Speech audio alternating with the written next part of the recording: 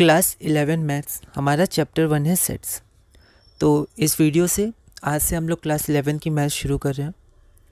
हमारी course book होगी NCERT maths 11, rationalise book करेंगे। आपके पास ओल्ड बुक भी हो तो कोई दिक्कत नहीं है, लेकिन हम लोग क्या करेंगे, एग्ज़ाम्स के लिए स्पेसिफिकली नहीं पढ़ेंगे। मतलब एग्ज़ाम्स के लिए आप ये वीडियोस देख सकते हैं। हम लोग कुछ क्वेश्चंस करेंगे एनसीईआरटी से, उसे भी सॉल्व करेंगे क्योंकि ये हमारी कोर्स बुक है। लेकिन हम लोग एडिशनल इन्फॉर्मेशन भी लेंगे और कुछ जनरल बातें भी करेंगे मैथमेटिक्स पर, है ना। तो स्पेसिफिकली एग्ज़ाम्स के लिए ही नहीं है, लेकिन हाँ आप इसको देख सकते हैं क्योंकि हमारी एनसीईआरटी बुक है, कोर्स बुक, जो एग्ज़ाम्स के लिए यूज़ होती हैं, ठीक है। पर हम लोग एडिशनल बातें भी देखेंगे और पढ़ेंगे। तो ब्रीफ टॉपिक्स, एनसीईआरटी है हमारी कोर्स बुक तो उससे लिया है। सेट्स और उसके representations, types of sets, subsets, universal sets, Venn diagrams, operation on sets और कॉम्प्लीमेंट ऑफ अ सेट। तो ये ब्रीफ टॉपिक है। इसके अलावा भी हम लोग एडिशनल टॉपिक कर सकते हैं और इनके अंदर जो सब टॉपिक्स हैं वो भी हम लोग देखेंगे। तो सबसे पहले हम लोग देखते हैं sets and their representations.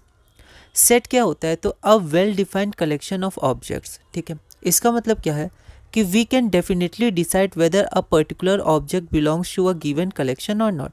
NCERT में आप देख सकते हैं बहुत सारे एग्जांपल्स दिए हैं, ठीक है। जैसे सेट ऑफ नेचुरल नंबर, तो हमें पता है कोई एक एलिमेंट नेचुरल, मतलब कोई एक नंबर नेचुरल नंबर होगा या नहीं होगा, तो वी कैन डेफिनेटली डिसाइड, ठीक है। तो ये हुआ हमारा सेट। अब सेट हम लोग नॉर्मल लैंग्वेज में भी यूज़ करते हैं और मैथमेटिकल लैंग्वेज में भी यूज़ करते हैं, ठीक है।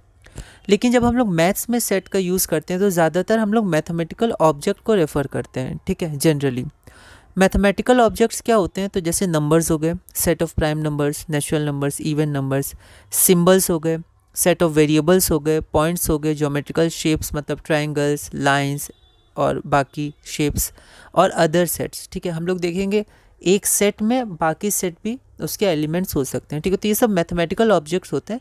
तो शुरू में एनसीईआरटी में पहले कुछ नॉर्मल लैंग्वेज में जो सेट्स होते हैं उनको बताया गया है, फिर मैथमेटिकल ऑब्जेक्ट्स की तरफ आए। तो हम लोग जनरली मैथमेटिकल ऑब्जेक्ट से डील करते हैं मैथमेटिक्स में, पर जनरल सेट्स भी हम लोग ले सकते हैं। उसके बाद अगला आता है element of a set. N element of a set an element of a set is any one of the distinct objects that belong to the set, ठीक है। तो कोई भी एक ऑब्जेक्ट उसका एलिमेंट होता है। जैसे अगर हम लोग सेट ऑफ नेचुरल नंबर्स लिए 1 2 3 4 5 6 ऐसे करके, तो 2 एक डिस्टिंक्ट एलिमेंट है, तो वो उसका एलिमेंट है, 1 एलिमेंट है, 3 एलिमेंट है, तो एलिमेंट ऑफ सेट्स होते हैं, ठीक है। अब ऑब्जेक्ट्स, एलिमेंट्स और मेंबर्स, ये सब क्या होते हैं, सिनोनिम्स टर्म्स होते हैं। तो आप एलिमेंट बोल लीजिए, मेंबर्स बोल लीजिए या फिर ऑब्जेक्ट्स बोल लीजिए।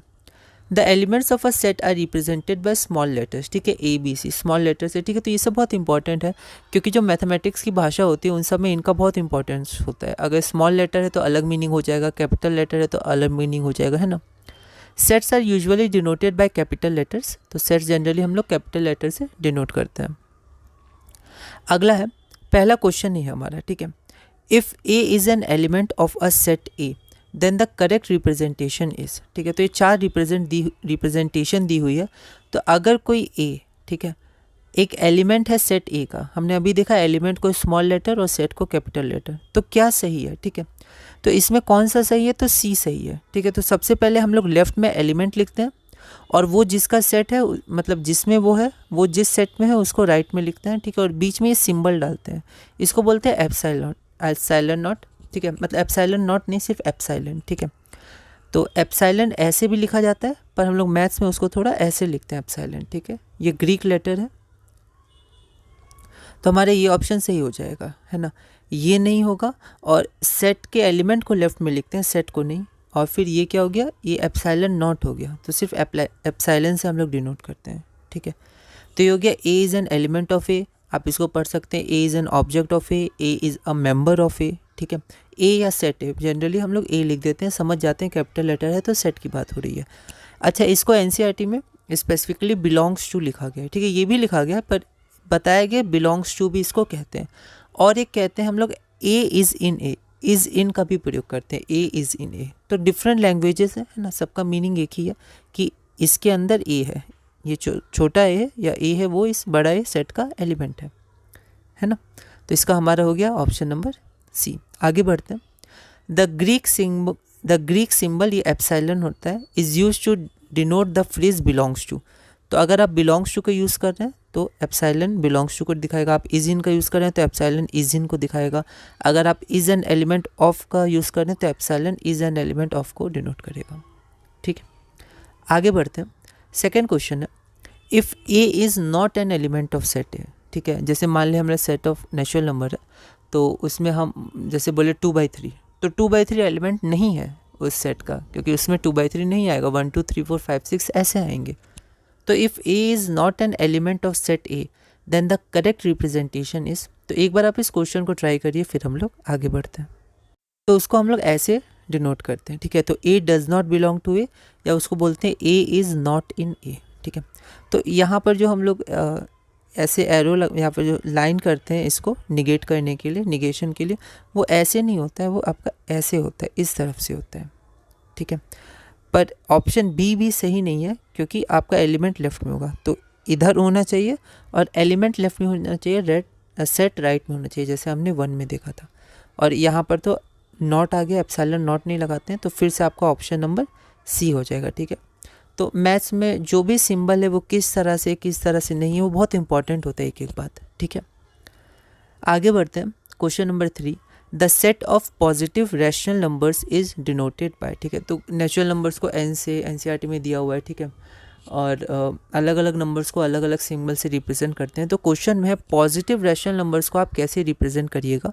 4 ऑप्शन है आपके पास, एक बार इसको ट्राई करिए, फिर हम लोग आगे बढ़ते हैं। तो आपका हो जाएगा क्यू से रैशनल नंबर्स होता है, और क्यू पे प्लस लगा देते हैं तो वो आपका पॉजिटिव रैशनल नंबर्स हो जाता है। ठीक है, और ये आर प्लस तो पॉजिटिव रियल नंबर्स हो गया, ये पॉजिटिव इंटीजर्स हो गया। और सी प्लस जैसा सिंबल नहीं होता है, सी होता है ना, एनसीईआरटी में आप देखिएगा, तो ये कॉम्प्लेक्स नंबर को डिनोट करता है, पर हमें तो रैशनल नंबर चाहिए पॉजिटिव, तो हमारा बी हो जाएगा। तो Q plus the set of positive rational numbers. अब हमारा अगला आता है रिप्रेजेंटेशन ऑफ अ सेट। ठीक है, तो इसे हम अगले वीडियो में देखेंगे, बस देख लेते हैं एक बार कि रिप्रेजेंटेशन में there are 2 methods of representing a set. 2 method होते हैं, पहला होता है रोस्टर नोटेशन और फॉर्म। ठीक है, तो जैसे एनसीईआरटी में फॉर्म का यूज़ किया, roster form, set builder form, पर हम लोग नोटेशन भी यूज़ कर सकते हैं, कोई दिक्कत नहीं है। ठीक है, तो रोस्टर नोटेशन या रोस्टर फॉर्म, और इसे टेबुलर नोटेशन भी कहते हैं, और एनुमरेशन नोटेशन या एनुमरेशन फॉर्म भी कहते हैं। ठीक है, और दूसरा है हमारा सेट बिल्डर नोटेशन। तो अगली वीडियो में हम इसमें देखेंगे। ठीक है, तो सबसे पहले हम लोग रोस्टर फॉर्म देखेंगे, फिर सेट बिल्डर, इनके क्वेश्चंस करेंगे, और धीरे धीरे हम लोग, क्योंकि हम लोग जनरल मैथ समझ रहे हैं, ऐसा नहीं कि हम लोग स्पेसिफिकली सिर्फ एनसीईआरटी या फिर बोर्ड के लिए, बोर्ड मतलब एग्ज़ाम 11th के एग्ज़ाम्स के लिए ही कर रहे हैं, हम लोग जनरल मैथमेटिक्स के क्वेश्चंस करेंगे, कुछ कॉन्सेप्ट्स देखेंगे और धीरे धीरे आगे बढ़ेंगे। हमारी कोर्स बुक वही है जो एग्ज़ाम्स के लिए यूज़ होती है, एनसीईआरटी, पर फिर भी हम लोग एडिशनल टॉपिक्स देखेंगे और क्वेश्चंस सॉल्व करेंगे। तो इस वीडियो में हमने थोड़ा जनरल इंट्रोडक्शन लिया सेट्स का, और अगली वीडियो में हम लोग रिप्रेजेंटेशन के साथ आगे बढ़ेंगे।